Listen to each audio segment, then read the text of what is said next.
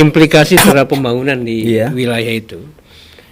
Dengan adanya pembatalan PSN gimana? Ya, kata saya tadi, kalau kadang-kadang kalau hakim itu kan bisa sama, bisa beda. Mungkin yang dibatalkan itu mungkin yang sekiranya pasti kalau hakim itu kan yang tidak sesuai dengan aturan hukum. Gitu yang dibatalkan. Tapi kalau yang sesuai dengan aturan hukum ya pasti nggak mungkin juga hakim membatalkan itu. Nah, kalau misalkan ada pemerintah sudut pandang, mungkin pemerintah sudut pandangnya seperti ini, mungkin hakim sudut pandangnya kan berbeda gitu. Artinya Abang melihat bahwa pembatalan PSN karena adanya ketidaksesuaian. Kalau saya sih sayang lah gitu. Sayang lah gitu. Jadi kalau misalkan emang itu tujuannya tadi ya memasukkan APBD, PAD, kemudian membuka lowongan pekerjaan, tidak merusakkan lingkungan, ekosistem ya, itu bagi saya fan-fan aja gitu tuh Pak. Gitu. Kecuali misalkan emang berdampak merusak lingkungan, kemudian berdampak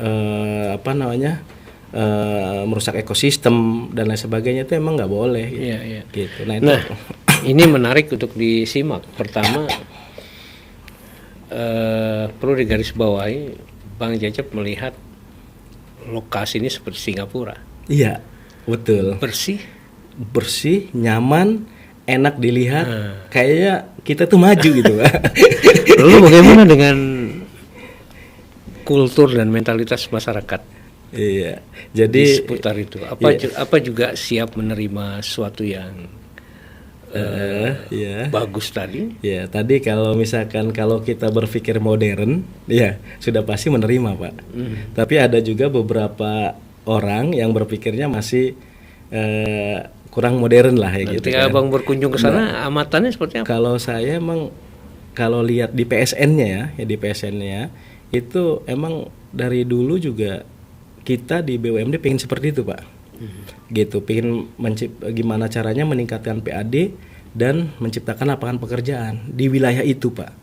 Gitu, dengan mempersiapkan ekonomi khusus gitu Pak. Jadi ekonomi khusus ini berarti otomatis kita membangun tapi tidak merusak.